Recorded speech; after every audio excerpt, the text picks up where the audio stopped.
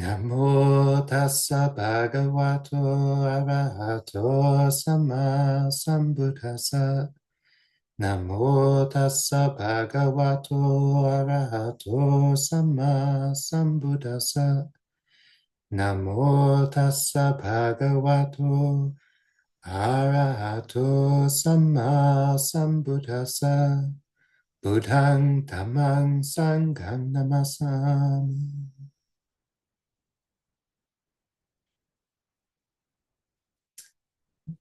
Again, good evening, everybody, and happy new moon, happy Uposatha.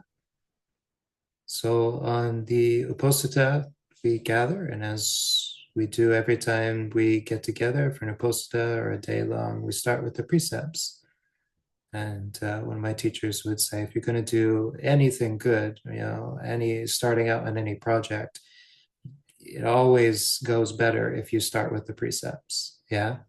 It's a way of kind of blessing our endeavors, in the way that we often talk about blessings coming from our own actions, our own activities. These are the true blessings, yeah, and the ones that we can reproduce whenever we need them. Yeah, we don't rely on blessings to come from external sources when we know that it's good conduct that is the cause for good things to come into our lives. And recently, there's been a number of conversations I've had with people, and what's come up in several different ways is people speaking around an experience they're having, and it's one of reflecting that back in the day when we were all a bit younger, and the practice of the Dhamma was more freshly hitting our culture, and it's just bright and new, and it's like it's the first time you're hearing about mindfulness, the first time you're hearing about jhanas. It's like, wow, this is amazing. Four noble truths. It's like, why don't they teach this in school? And a lot of enthusiasm that came with that. Not too long ago, you just the list of amazing and venerable, masters of the Dhamma, who are still alive and still teaching was, long. And it's gotten a bit shorter lately, and now there's many of those teachers have passed on, and we're kind of in this, it can't always be like the time for practice. It can't always be up. Sometimes things have to come down a little. You can breathe in only so much, and then you got to breathe out. And what people have been reflecting on in different ways is that back when they got started, or when they first got inspired, it was very natural to practice the 8 precepts, to take them, every week, take them on the Uposatthas, to keep them for an entire day-long retreat, for a weekend retreat, for a week-long retreat, and have absolutely no problems to just cold turkey, stop dinner, stop television, stop cell phone, just shut everything down and go into deep meditation. And as they got, more familiar and settled in the practice, they found that it seemed like it's getting harder. It seemed like it used to be just the most natural thing. You're just like, oh yeah, no, we gotta shut everything down. So no movies, no music, nothing. Can't eat a bite of food after noon. Yeah, once the clock hits 12, nothing until the next morning, right? And now, what happens? What happens is we get more settled in the practice, that fervor seems to slip away. And it's interesting because all of the people who have asked me this, I've gone on to ask them, well, are you suffering more or less than you were when you were really diligent? And they all universally say, well, I'm suffering less. I'm not as diligent in keeping the 8 precepts, but I'm not beating myself up so much about it. It's just like I kind of wish I was keeping them really strongly like I used to. And to me, I think that's kind of indicative of what's going on and what we might see in our own practice as we get more familiar with it. I think this is something my teachers have also spoken on, and they say repeatedly, is if you had to choose when you're starting out between practicing too loosely or practicing too tightly, it seems better to practice too tightly, because then if you can't sustain it, and as you start to loosen up from the tight way you might be holding the practices, you might find yourself right there in the middle where you want to be, right? Because you started out strong, you get some results from the practice, and then as you relax, you'll be in that nice middle zone where your practice is balanced. Whereas if you start out loose, you'll find that you're not getting a lot of results from the practice. And you might wonder, like, am I doing it right? Are there even results of the precepts and the meditation? And then you might just fall away having never really gotten anything out of it. Not because there wasn't anything to get, because you really didn't apply yourself to it at all. So one of the other things I tend to find is that you kind of don't have to tell Americans to try hard. It seems to be the default, right? If you're given a project and it seems like a good project and it's a project that's going to personally benefit you, I'm not talking like sending money off to an organization, that's going to go feed some starving people somewhere. You'll be like, oh, that's nice. That makes me feel good. I'm sure they'll be happy. And you really don't have any participation in it besides signing a check. I'm talking about you get to sit down and do something that will directly affect your happiness. It will cut off the sources of your suffering and it will bring joy to your life. Then most people are like, yep, sign me up. And they just start, scratching things off of their schedule and saying, yep, I'm going to next 2-3 years, I'm just blocking it off. Going to get to arahantship, and then all this stuff that I'm putting off, I'll get to it later. Once I'm an arahant, I'll come back to it, and then I'll worry about repairing the broken stairs leading down to the basement. Yeah, but now I've got to practice. I've got to keep the precepts. I've got to turn off all of the media. I've got to be diligent. And so, yeah, that's kind of our default. That's how we start. And I think that many of us form a relationship with the Eight Precepts based on this natural tendency to like want a project, want a good, hard, challenging project. And that's all well and good, but yeah, it's not necessarily hard to keep the precepts. And so I thought tonight, but just talk about the Eight Precepts a bit. And because I don't know, how long has it been? We kind of, we take the precepts, and I'll always say a couple of words, usually as we transition from the precepts to the Dhamma talk. But how long has it been since we just sat down and like looked through them and said, okay, this is what we're talking about. This is what we're talking about. This is what we're talking about. I don't know. Because you're all veterans, right? We don't need to. We're all doing it. We're doing the Eight Precepts, Bhante. We don't need to be told about this anymore. This is beginner stuff. But I don't know. Why would we continue to take them over and over and over again, month after month, year after year, if there wasn't some intrinsic value in doing that? Yeah, I've been many places where the precepts are taken every morning. Yeah. And that's considered like a really smart and sensible thing to do. You don't, if you're gonna keep anything fresh in your mind, keep these precepts. Yeah.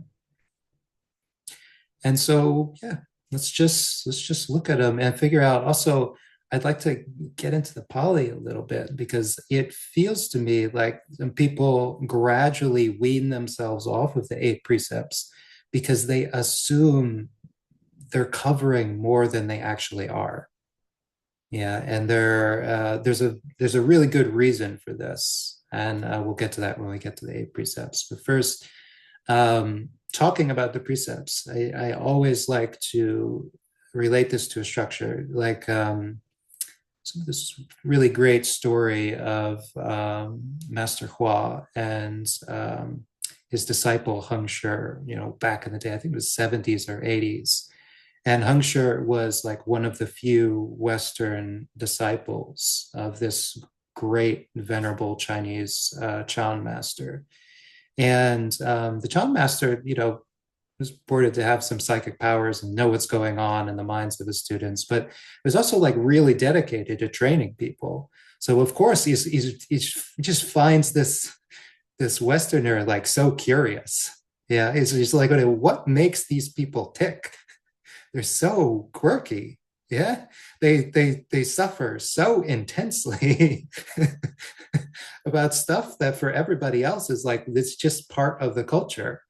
But then they're running around and they're spinning in circles and you're trying so hard until they absolutely collapse. What's going on? And at one point, the Heng Shi had this feeling like because he just knew he was doing something wrong, and it was this cloud that followed him, and he couldn't figure out what it is either. He was looking at his conduct. He's like, I must be breaking a rule or something. And as soon as he saw his teacher, Master Hua, he saw the look on his face, and he knew, yes, he is mad. I have done something wrong. And so Master Hua is sitting there and he's being all like his aura is just like wafting off of him, and Heng Shi like comes up and Hua goes, Heng Shi. And Heng Shi doesn't miss a beat. He immediately prostrates himself. He's like, oh, I'm so sorry. I don't know exactly what I did today. I beg for your forgiveness and I totally apologize. And I am just I am a sinner, basically. I am but a measly sinner. Yeah, have pity on me. And to his surprise, no immediate condemnation followed.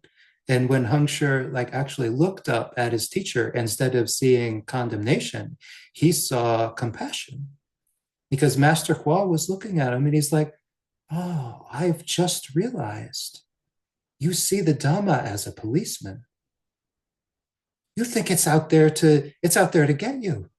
You think these are laws that once you're broken, you're going to be thrown in jail. And I think that, yeah, whether or not we sign on to that, this is part of this is a package of Western culture. Yeah, it's thousands of years. It's in there, in the way that we talk to each other and the way we set up our governments and our businesses and our corporations and our social structures. This is how we think. And it's productive at times. We have skyscrapers and airplanes and nuclear bombs and all of that. But it's like, this is what we got. Yeah. So when we take on the precepts, we tend to think of these as the laws. We follow the laws or we get the punishments. And sometimes we're bargaining, right? If we look at it that way, isn't it possible we'll be looking at it and saying, I can take the punishment. I can, yeah, this is worth it. I won't do it all the time, but in this case, yeah. In this case, I think it's a good trade-off. Yeah. But this is not how we're holding. This is not what they're suggesting. I like to build the framework of the precepts are a definition. They match levels of enlightenment. We have the four paths and fruits, the four pairs. And each of these are the four kinds of enlightened beings: the stream enterer, the once returner, the non-returner, and the arahant. And curiously, we also have these four levels of precepts. We have the 5 precepts, the 8 precepts, the 10 precepts, and the monastic rules. Yeah. And is it curious that those would line up? Yeah. And to me, what I have experienced and what I have seen, and actually the way I was taught when I started, even before I made it to Theravada Buddhism, is that you understand how far people have attained in this Dhamma and discipline based on how they lead their lives. You don't look for mystical halos. You do, there isn't something particularly that they say or do. You just look for at their lifestyle. You look at how they, how they relate to different situations and the situations that they habitually avoid. They just don't get into certain kinds of trouble with various things. And this is how you learn to understand what the levels of enlightenment are. The Eightfold Path is not a checklist. It is describing something that is the Buddha, in one simile, it's like a jewel with 8 facets. Yeah. How do you describe a perfectly cut diamond with 8 facets? Well, as you turn it, it's shifting and shining, and the colors are swirling. Every time you turn it, you see something new and beautiful about it. Yeah. It isn't just one thing. And this Eightfold Path is trying to describe what an enlightened person is once you take away all of the bad stuff. Yeah. And interestingly, the precepts are kind of like a huge chunk of the Eightfold Path, conduct of your body, speech, and mind. And so this is well, looking at the precepts is a great way of how we can kind of understand the different levels of progress we might make. And when we start out, we really strongly encourage people to keep the 5 precepts. Yeah, and I'm not going to focus on that a lot tonight because I'd like to get to the 8 precepts, and this each of the 5 precepts, and each one can be a whole Dhamma talk.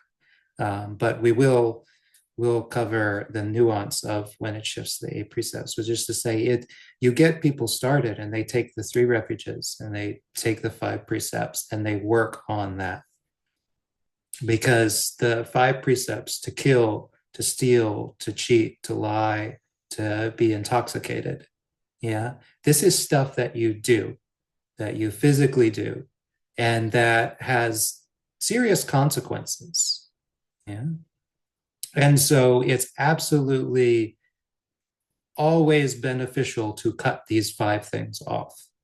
You might not be able to get away from them completely in your lifestyle, but you do not under any circumstances want to be the one doing them. And if you can at least get to that level of understanding where you've got an infestation of like ants or spiders or cockroaches in your house, and you're like looking down at them, and like, if I don't get this one, it's going to breed, and there's going to be more and more and more and more. And yet you look at that, and it's just like scurrying along, and you can't do it. You can't smash it, because every time when you're walking around thinking about it, you're like, oh, I just want to kill them. They're just in the walls. But when you see this living being, killing is not something I can do. And if you get to that point, then actually the Dhamma is going to carry you. Even if you are exceedingly negligent, as it is said in the Ratana Sutta, even if you are super lazy, you are the epitome of a lazy practitioner. You cannot be born an 8th time. So you're limited to 7 lifetimes plus the change of whatever you've got left in the one where you attain stream entry. Yeah. Which is, yeah, it means you're guaranteed to get to the end goal if you can just get that much. That there are some actions of bodily conduct that you just really have to cut off. And once they are cut off, you might think about them, you might talk about them, you might see them in movies, but you just do not personally do them, then this is a level of enlightenment. And when you look at it that way, it is entirely possible that stream enters, and that because it's such a straightforward and kind of obvious level of accomplishment, and that it doesn't have enough definitions for it to be easily recognizable. You would only know a person is incapable of doing it if you like pass them a knife and a chicken and said, "This is dinner, get to work." Yeah, and then see how they react to it, right? So these are the five precepts, yeah, to kill, to steal, cheat, lie, drink. And the fourth one gets expounded a bit. There's also malicious speech or insulting. There's also gossiping. And then there's just pointless, nonsensical speech. It's just chattering for the sake of chattering. Yeah. And yeah, these five things, you just cut them off. And looking at how they're worded, it's also not too confusing, yeah, except for the fifth one. A lot of people sometimes stumble on what is defined by intoxicants. And in the fifth precept, as we chant it, it's alcohol. Yeah, which is funny because a lot of people try to bargain for that one.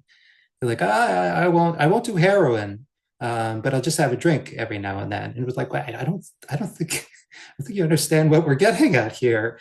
Like, you don't want to be intoxicated. It's just none of it's good. And it's not to say that getting completely high with marijuana is like not covered with the fifth precept, but it's specifically dealing with those things that will open the way to heedlessness. And when somebody gets really high on marijuana, they're not a threat to society. They're just useless, right? And so looking at all the things like, wow, if I've taken the fifth precept, can I have cough syrup? Because it has a little bit of alcohol in it. And it's like, well, I mean, come on. This is the one where it's like, we're adults here. Yeah. Yeah. If you've got like an herbal tincture and it's at alcohol base, don't drink the whole bottle. The dosage will be like one little dropper full. Just take the normal dose. Yeah, if your doctor prescribes you an opioid because you've got a searing back pain, don't just sit there in agony. Take the thing for the pain. Yeah, try to get through to the other side where you don't have to take it.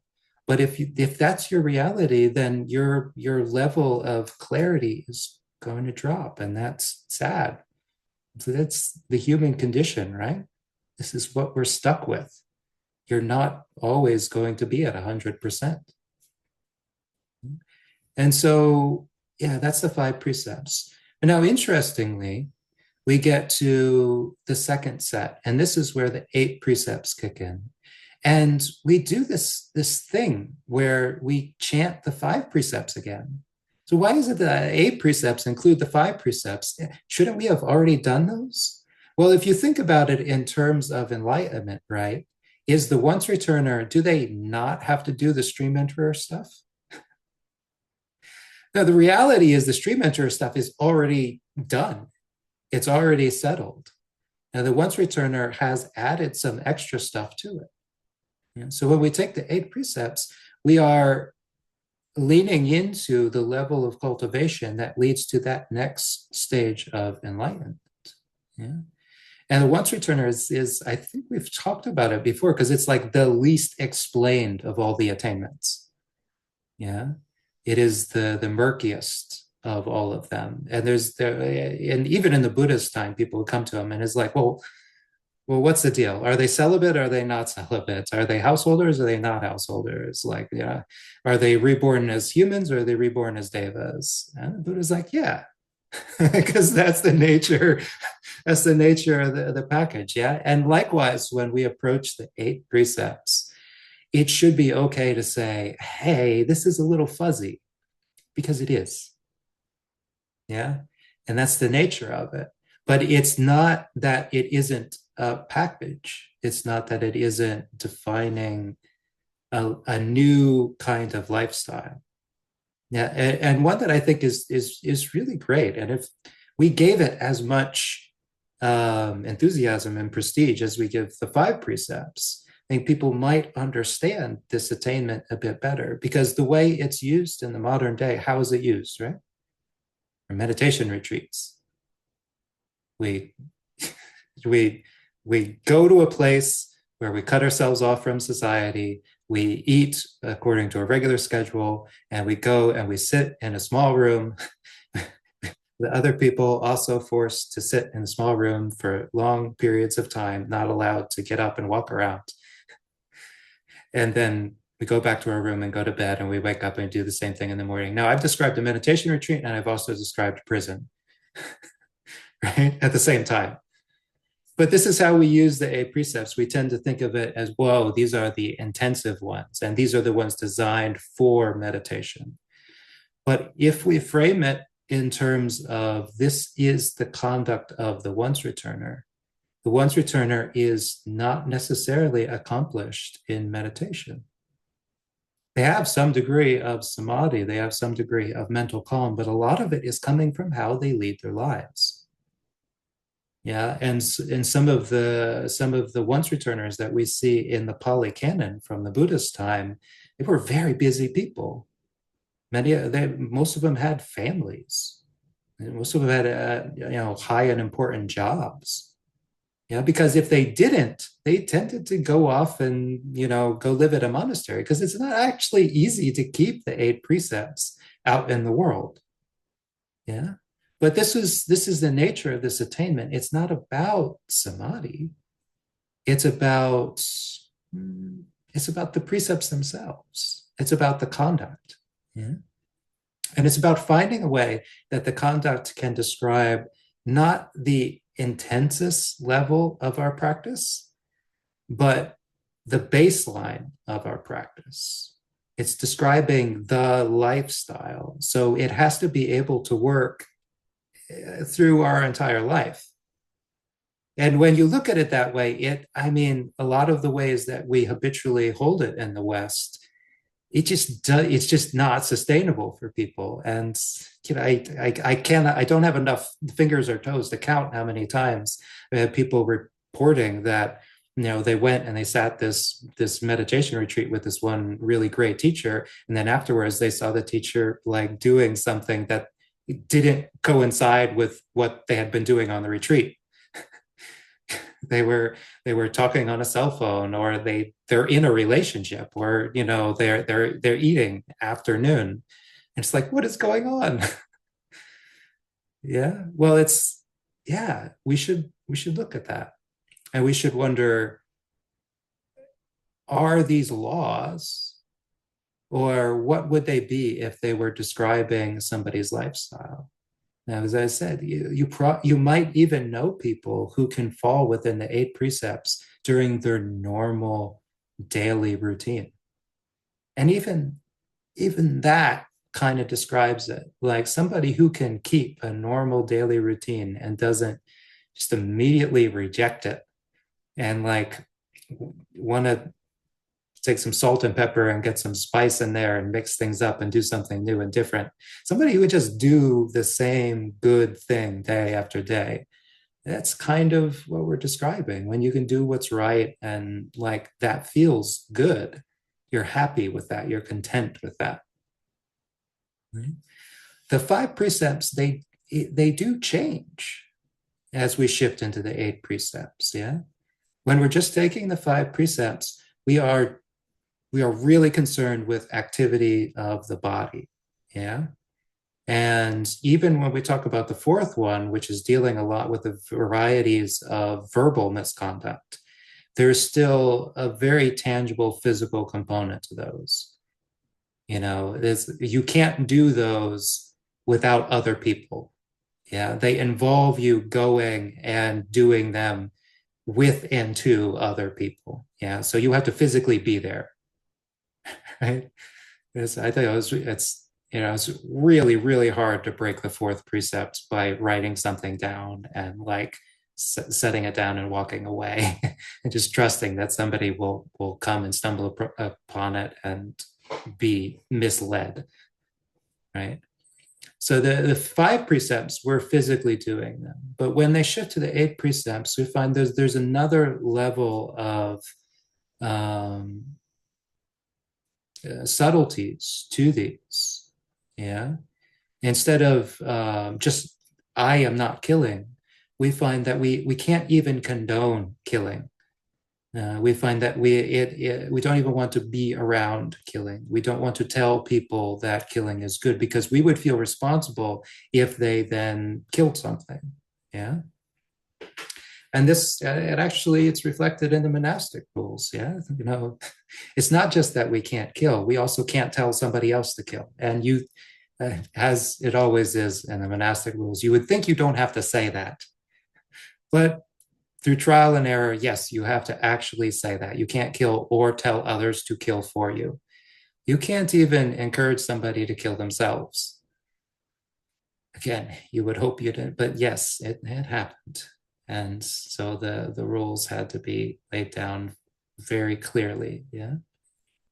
So with, killing and stealing, these you begin to take on an extra level where you don't anytime you come in contact with these, it's not a good thing. Yeah, you don't encourage them in people. Now, how does this relate to what we understand of they aren't the eight precepts about renunciation?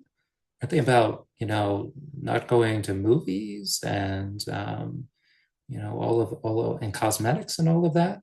Well, yeah, but think about it. What are movies about?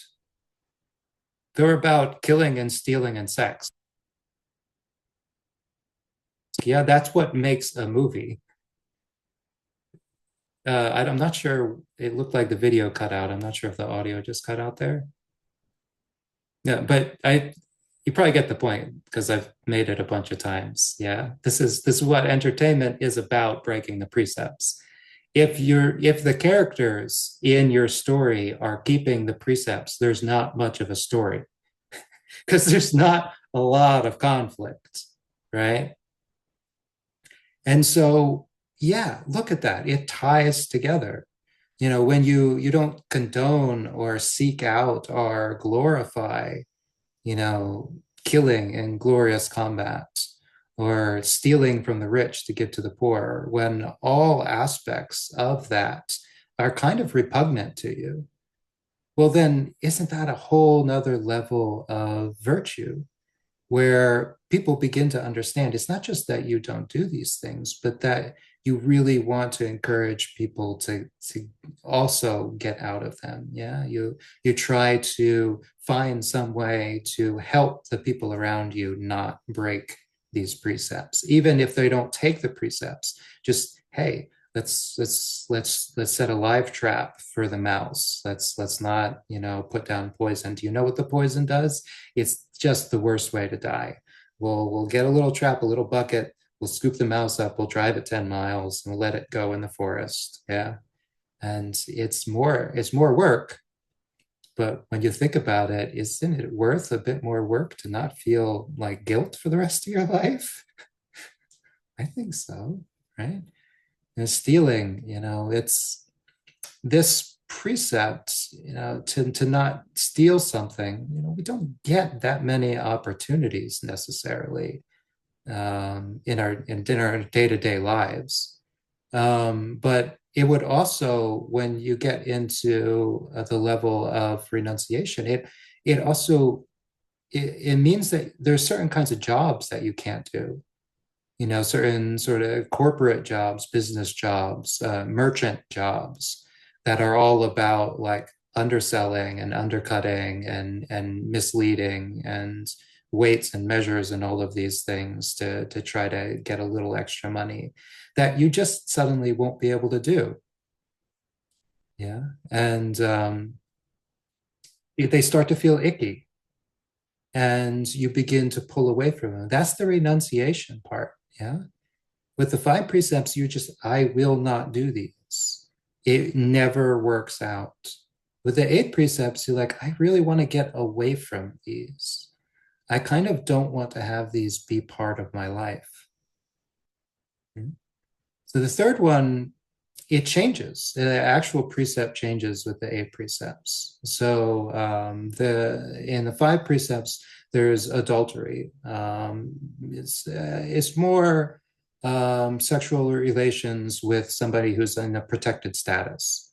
So it's not simply somebody who is married, but also like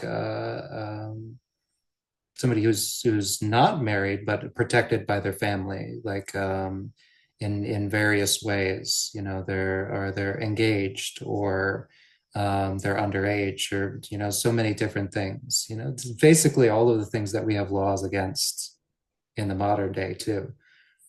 Yeah, just looking at how you use sexual relations, and is it in a clearly defined and consensual relationship, or is it not? But then we get to the eight precepts, and it's a brahmacharya. And again, this is something that came up in the Buddhist time when people were trying to figure out what once returners actually were, probably because they wanted to know if they were one. It's nice to know if I'm a bit closer to the goal, right? But there's no clear definition because some were celibate and some weren't. And that seems weird if the precepts are describing a lifestyle and that lifestyle is celibacy. But then the Pali Canon really doesn't follow people into the bedroom. Yeah. Some of them were married, some of them had children, but it doesn't really get specific, and it's not really laid out that oh yeah, they're doing it. What's more implied is that they don't have the passion for it. They don't see this as necessarily the best thing to be doing in a relationship. And they can be intimate. They can be in a relationship, but the sexual relations they always see as, well, that's kind of the point where things are getting confusing and messy and yeah, kind of harmful to the relationship in a lot of different ways. Yeah, confusing. And so they just let it go. This is the renunciation part. They could still have a partner and they could still be intimate. They're just not taking it that far. And that's actually that's really wonderful. And the thing is, taking on the eight precepts, when you take them on for a retreat, you don't have a choice. You're all locked in your little cells and showing up for the meal time at this prescribed time and sitting in a room, not allowed to look around and fantasize. Yeah. Nobody knows what's going on in your head, but you're not supposed to be looking around. Yeah. And so there is no opportunity to break the brahmacharya, right? But again, we want to look at it as a lifestyle. What would be that as a lifestyle? It's just like letting that little thing go, let it sit off to the side, and leaving what's still good, what's still nice. You still have loving, intimate relationships. You're just leaving out that part of it. This is not for everybody. And this is actually an attainment to actually be comfortable with that. But yeah, this is what we're talking about. This is a training that you can move towards. And the fourth one with speech, again, it's not just that you don't go to the places where these things are being done, lying, gossiping, insulting, but you begin to encourage people not to get involved in that. As much as I do, I continually encourage people to not go onto Reddit, right? And not, just don't go there. Just don't do it. Whatever the Twitter or whatever it's called these days, you just don't. You'll be better off, trust me. And many of you don't. Many of you have already let it go, yeah, because you've just seen that for yourself. But what is it about it? It's not the medium itself. In theory, it could be beneficial. It's just with human beings, it tends not to be. And recognizing that just makes things simple, yeah. And guys, with the fifth precept, yeah, you stop going to bars. You're not going to drink, so why go to a bar? You stop going to concerts where people are doing all sorts of drugs, or house parties where, that is how people are having fun. Yeah, by getting intoxicated. You just stop going there. So, and you encourage people to kind of, Yeah, are you sure that's what you want to be doing? Now, the sixth precept, this is where I would like to say, I think there is a slight misunderstanding that comes because we have the monastic rules and then we have the eight precepts. And I think many people do the very natural thing of they read not eating at wrong times, which is the sixth precept. And they're like, well, what does that mean? And they ask a monk, and a monk tells them, well, don't eat afternoon. From midday to dawn of the next day, don't eat anything. Because for the monk, this is how we lead our lives. Yeah, it's our rules. It's the structure of our lifestyle. But the reason that the monks do it is more than just the precept. Yeah, there's a lot of other factors it deals with because we are supported by the lay community. And because we are renunciants seeking contentment with little, we have to actually practice with fasting on a daily basis to get used to it. Yeah, this is really important for us to be able to let go of all of the things that drew us into the world. That's not the level we're talking about with the eight precepts. Yeah, but it's not. It's also not that. And so the wrong time there you is something that you can feel out for yourself. Yeah, as is the bojana part, the eating. What is eating? What is the wrong time? Well, yes, I will be the first to say I think it's a little fuzzier than don't eat a morsel of food after 12 p.m., right? Until dawn of the next day. This is how monastics live, but I think it doesn't have to be that strict. If you are looking at it and you're saying today's the opposite and I want to keep the eight precepts, then figure out like how can you have something substantial, at 12, 1, 2, 3, and then be kind of done for the day. If not to, just have a little snack or a drink or something in the evening. Can you do it? And this is the thing, monastics, we have very prescribed rules about what is allowable. But yeah, the thing is, if you meet a monastic and you offer them something that they are allowed to consume in the evening, 9 times out of 10, they're going to accept it. And if they don't eat it on the spot, they will put it in their little bag and they will walk off to their cabin in the woods and they will eat it there. Right? Because we're not saying you get 0 calories for 16 hours of the day, right? You just feel it out. The Buddha is pointing to something very simple and obvious if you look at the patterns of your body. Yeah, that if you eat late in the day, your energy just plummets and you wake up with a lot less energy because that was sitting in your digestive system, only partly digested. Yeah, find a way to cut it off before all of the energy leaves the digestive system in the morning, because that's the time when your body wants food. That's when it can process food and when it can put it to use. And just feel for yourself. Actually, you don't need a hard and fast rule. You're doing this because it leads to, again, a routine. How do you relate to routines? How can you accept routines? Is it possible to have a lifestyle where your routine doesn't include a big dinner? And you would find that naturally it's not just the food that you're renouncing here. It's a lot of the social situations. Yeah. How much of the social situations happen after people get done with work and come back and they want to have a big feast to celebrate having finished the work and getting a little bit of time to do their own thing before they pass out and then wake up early to go back to work in the morning, right? And that becomes the whole routine, right? Is to exert themselves and then come back and then just let it all go. But what if you didn't let it all go? What if you kept the energy at a nice steady rate? And this is what we're talking about. And then we get to the seventh precept. And I think this is obviously, it's the longest one. And I think the most misunderstood one. This is dealing with a level of renunciation, but it's not dealing with putting yourself in a meditation retreat format for the rest of your life, because that wouldn't be feasible. And I've never met a meditation teacher who does that. They have lives too. And yet I've met many meditation teachers who I think are really working at this level, right? So what's the difference, between the noble silence and locking your cell phone in a drawer and, having everything kind of prescribed so that you're only doing meditation? Well, to break down, we have the Pali, yeah?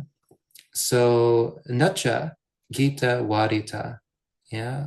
Nacha is instrumental music.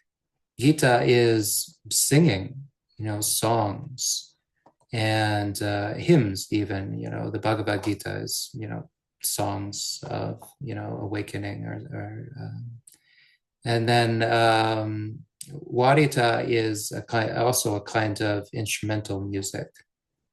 Yeah, and this is what the precept is talking about is shows. Yeah, and Visukadasana is literally going to shows or events or spectacles. Yeah, so rather than like, hey, did you have the radio on? You're, you're breaking the precepts. Try again next month. Yeah, but you're soiled. You're impure. But like looking at it, like, did you go to a concert? Yeah. Did you go to a big show? Did you go to a big presentation? Yeah. Did you go to an event? Did you go to a parade? Yeah. This is in the Buddhist time, there was no difference. Like they didn't have radios. So, the jury's kind of out. Would the Buddha have said, yeah, you wouldn't have a radio, you wouldn't have anything like that. I think it's more realistic that these are the things that it's not just that you're like with the five precepts, now you're getting to a level where you don't even go to the place where these things happen. But what is the thing that's happening? Well, it's big entertainment events. It is things that are purely centered around this communal experience of sensual gratification, because that's what they're for. Yeah. There are plenty of ways to be with other people and not be banging things and making a ton of noise. Yeah, but when you go to a place and people are making a ton of noise and banging things and stomping around and dancing and singing and all of that, there tends to not be a lot of Dhamma going on. And I know some people will be like, well, what about these devotional things? Yeah, yeah, right. Yeah, if you could do them without the dancing and the singing and the beating of the drums, then it would probably be better, right? Probably the message would get across a bit better. So this one, I know it's great if you can wean yourself off of turning on the radio. It's great if you can wean yourself off of movies and television. But I wouldn't go to somebody and say, well, if you can't do that, you're not doing this precept. I would say, do you go to a movie theater? Do you go to a concert? Yeah. Do you own an instrument? And are you off playing it all the time? This is what we're talking about. Yeah, because these are these things that you would be willing to let go because you realize, well, I can be happy without this extra sensual support. Mm-hmm. And then we got Vilepana, and Vilepana is cosmetics. Dharana is kind of the wearing of malas, mala ganda vilepana dharana. Oh, okay. Malas are necklaces, yeah, jewelry, adornments, and dharana is wearing them, being adorned and decked out. So cosmetics, fancy jewelry, pretty hats. Once you really start to understand hats, you realize that they always look goofy. Every single hat that has ever been made, once it's put on top of a human being's head, it's just silly looking, right? Yeah, and so it is with adornments. When you understand what a human being is and what a human body is, what is the act of putting a layer of cosmetics over it? what is that doing but trying to hide the basic characteristics of it? And it's easy to, from, you'd be like, oh, it's easy for you to say you're a middle-aged man and you didn't even shave today. And look at you, it's his skin's, you don't care. You're a guy. Nobody's going to come to you and say, clean yourself up. But realistically, for practitioners, you just stop doing this, right? And it shouldn't even be that you have to be told or this is the law. We don't use perfume. Yeah, ganda is perfume. Um, but I mean, it's like if you look at my shelf there, that's a stick of deodorants. I don't try to find one that has zero smell. I take whatever I can get my hands on, right? So things smell, but you're not seeking out to adorn yourself, and you're not going through the perfume aisle or the cologne aisle and trying to figure out what is the smell of you, because you already know what the smell is of you. Yeah, you're intimately familiar with how the body smells. You don't need to cover that up with a different smell that you try to parade as you. And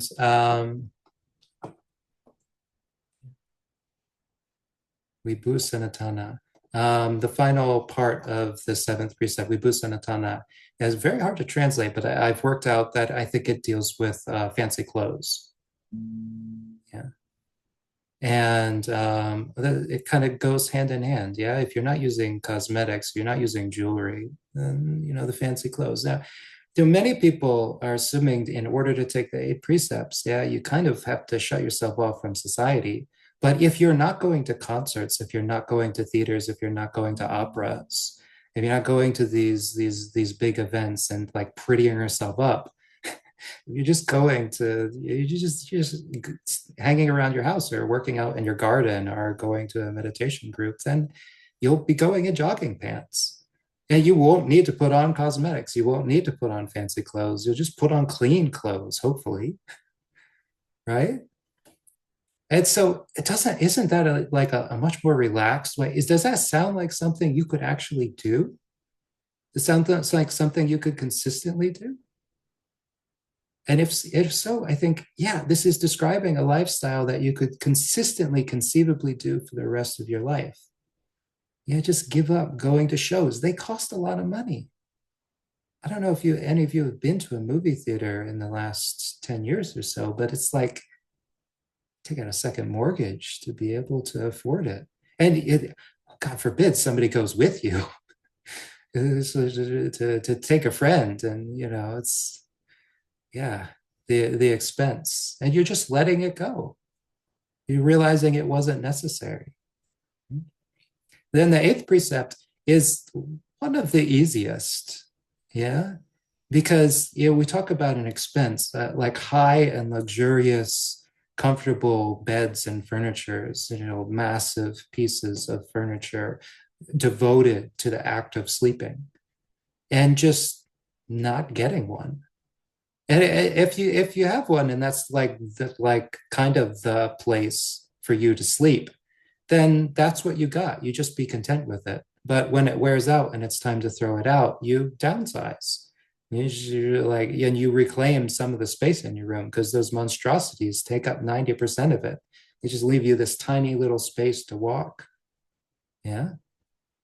And so getting comfortable, realizing sleep is just a function that we do. And this is not wholly devotion to wakefulness. This is not wholly like limiting yourself to just 4 hours of sleep a night. This is saying don't sleep in a four-poster bed. Yeah. Don't have like a $2,800 lazy boy recliner with, the built-in cup holders and the massaging thing in the back for, to give you a temple massage. It's like, use a chair, use a mattress. It's your sleep is profitless. Yeah, you just do it to get it done. Yeah, and that's the eight precepts. We're done. That's it. Yeah, it takes a little while to look at them in depth, but there were no curveballs there, right? And so I ask you before we started covering them, it didn't seem like there was maybe something more there. It seemed like I think I'm breaking that. I think I'm breaking the eight precepts somehow. Or you're worried that you will unless you immediately go to bed after the talk. You know, if you're given just an hour, then the temptation to break the precepts is going to be insurmountable. But if you look at it that way, it's like, what are the chances that if you didn't go to bed for 2 hours, that you would put on cosmetics and jewelry and sing and dance through your bedroom? What are the odds? Right? I know you all. The odds are zero, right? It's not realistic. So then it shouldn't be any problem to keep them for the rest of the night. And then you have a good apposita. We're like, I kept the eight precepts. But then to look at these as a lifestyle, I would encourage all of you to, yeah, just walk away and give that consideration. What part of these could you invite into your life in a more permanent way? Because these things are not meant to just be taken once or twice a month, or just be taken when you could be locked in a meditation center and guarded 24/7 so that you can't break them. Yeah. Well, they're meant to be something that you actually like keeping. They become second nature. It's like, this is my routine. This is how I lead my life. And it's actually a peaceful, relaxing way to be. I'm happy with this. Right? This is the direction we can start to go. So it's a bit longer than some of the talks, but I did want to get this because, again, how often do we cover this? It's worth covering. Yeah, it's worth talking about, because also those of you who do consistently keep the eight precepts, this is something to really be proud of, and that's something that I think we can have a lingering kind of suspicion that, again, that the Dhamma as a police officer is like, somebody's going to know. Somebody's going to know I had some chips afternoon. Yeah, they're going to find out I'm not pure in my eight precepts. And that's where you can be like, oh, actually, no, I'm really good. And not only am I good with these, that I think I'm consistently getting better. Because when we see that the essence of them is the renunciation, is the letting go, and then not seeking or taking joy in the things that they refer to, then we start to really understand, like, oh, well, this is the direction I'm going anyway. Might not master it in this lifetime, but we can start to suspect, like, by the time I pass away, I will have gotten a lot closer to mastering it if I haven't. So with that, sadhu, sadhu, sadhu for all of you on this Uposatha night, and maybe, well, you have a good week of practice.